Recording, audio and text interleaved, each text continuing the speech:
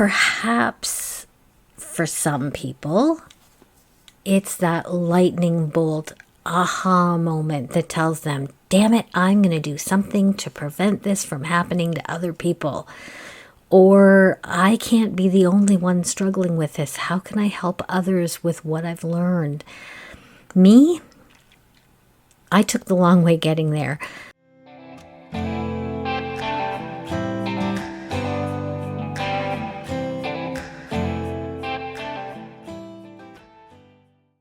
You know how life throws us curveballs? I believe in the incredible human capacity to heal and grow from life's challenges.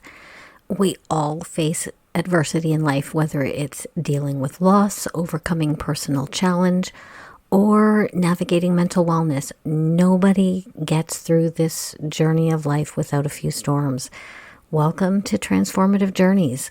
I'm your host, Johanna LeRoux.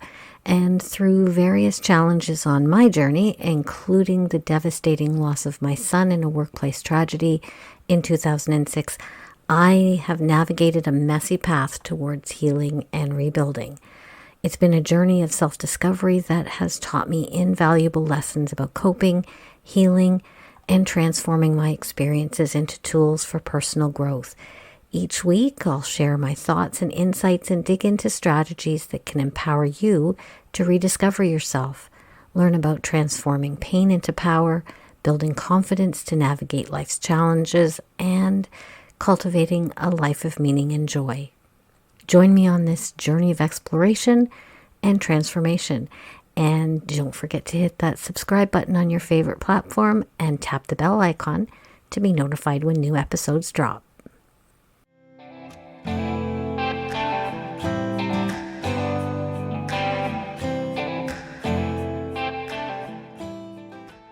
Do you ever look at someone who's doing something to make the world a better place in some way and wonder what motivates them? This week I want to chat about how finding your why can help you transform a challenging experience or loss into something that can give you a sense of purpose and direction. So let's dig into that. Welcome back to Transformative Journeys with Johanna. Guess what? I'm Johanna. This week, we're going to be talking about what it means to find your why and how it can help you figure out who you are and how you want to move forward in life. I think some people might just be driven by something inside them that compels them to help others and make the world a better place. But often, what drives ordinary people to do exceptional things is a life experience that has profoundly changed them, or something that's happened which caused them to reevaluate their identity and inspired them to do something about it or to do something with it. So what do I mean by finding your why? I'm talking about discovering something that drives you and creates a sense of purpose or meaning for you. Your why is like your compass and your personal motivation for doing something that's meaningful for you. Finding your why has become such a trendy buzzword now that I almost didn't want to use it here. It's often used in connection with mapping out work or career goals or personal health goals, or when people are developing a business plan. That's not the kind of why I'm talking about today. When we go through something that profoundly changes our life, we can feel like we've lost part of ourselves. Using the concepts around finding your why can help us rebuild that identity that we feel like we might have lost, find a sense of purpose again, and move forward on our healing journey. When something happens to us, we have choices. I always say we can let it defeat us or destroy us. We can let it define us and become part of our identity, or we can let it refine and strengthen us. When my 22-year-old son died, I felt lost and empty.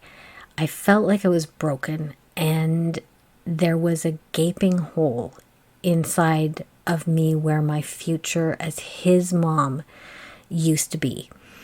Finding my why and a sense of purpose by helping others and advocating for something that was important to me didn't exactly fix my broken pieces. It didn't fill the hole in my heart, but it did give me a new sense of meaning.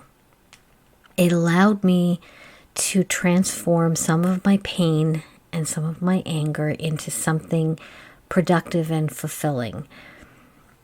So, what exactly is a why? And how does one find one? Perhaps for some people, it's that lightning bolt aha moment that tells them, damn it, I'm going to do something to prevent this from happening to other people. Or I can't be the only one struggling with this. How can I help others with what I've learned? Me?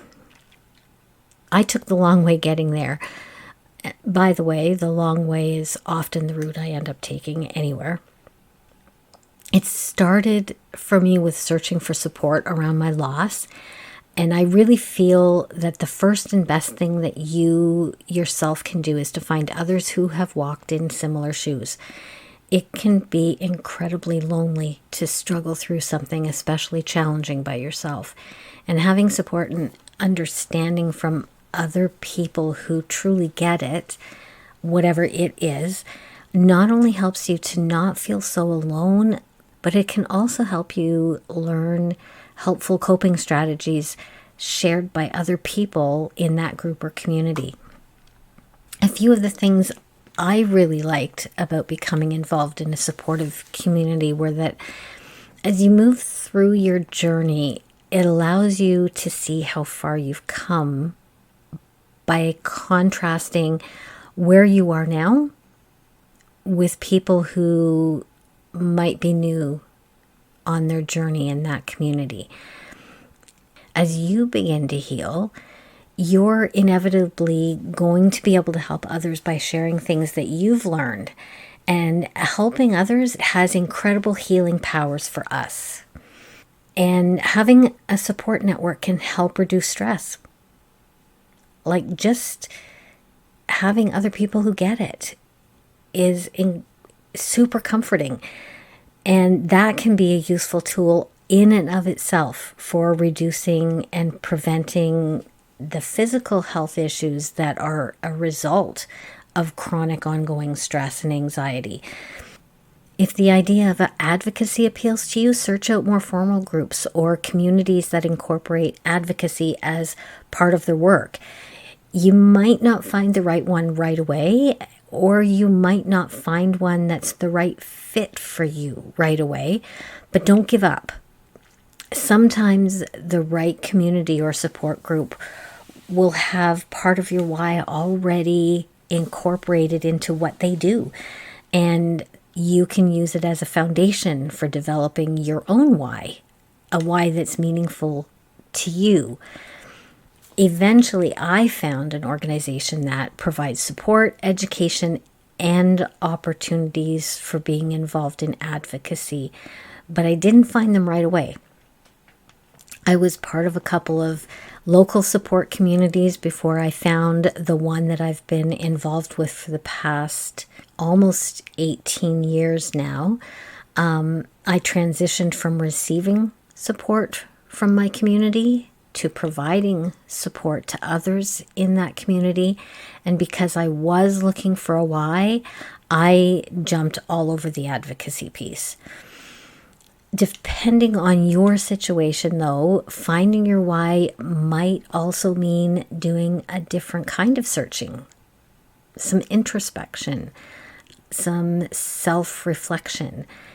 Spending time in introspection and self-reflection can help you identify your own values and figure out what's important to you.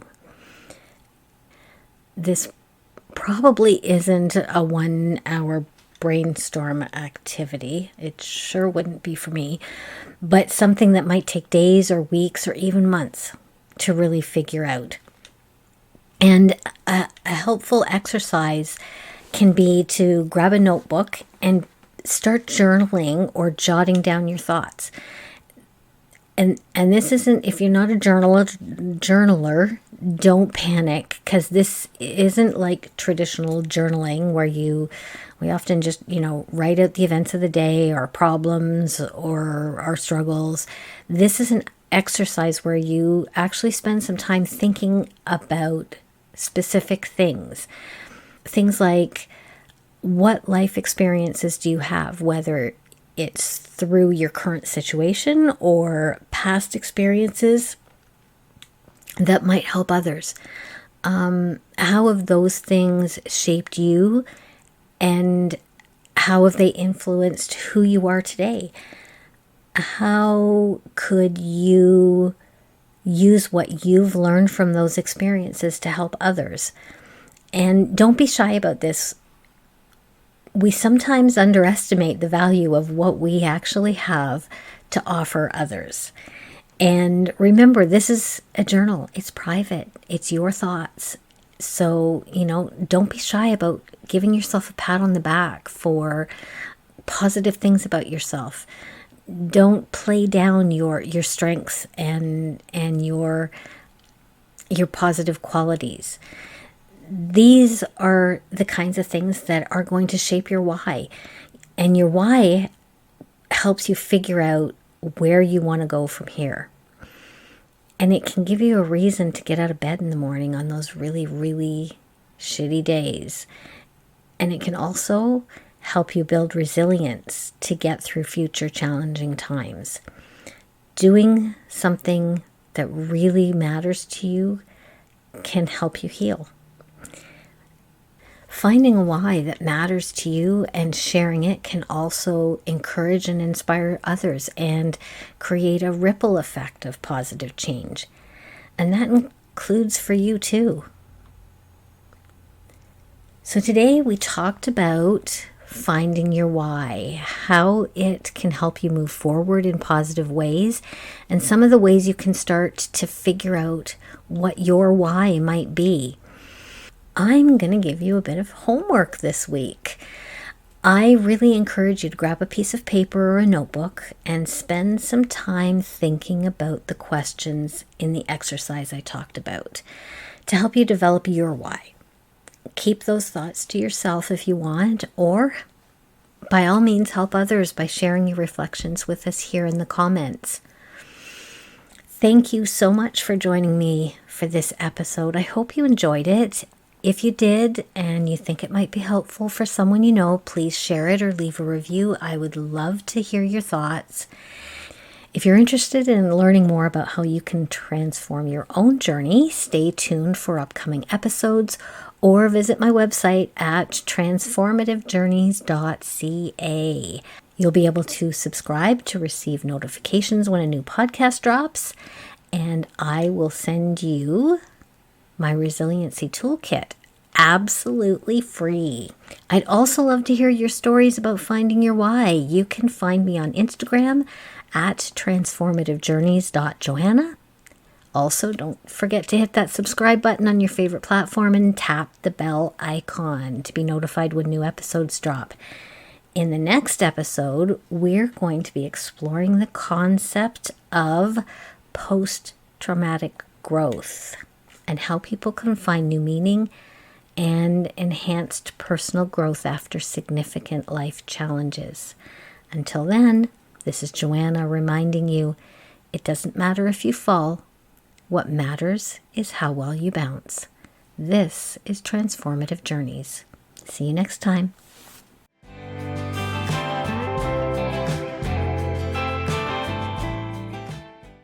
Hey, just a disclaimer, this podcast is for entertainment and informational purposes only and should not replace the advice of a medical or mental health expert. I am not a licensed counselor or therapist. In fact, I don't have a degree in anything, and there are no fancy letters after my name.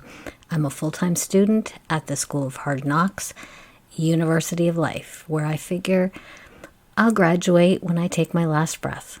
In other words, I'm just Johanna, a fellow human being on my journey through this thing called life, and your guide on this transformative journey.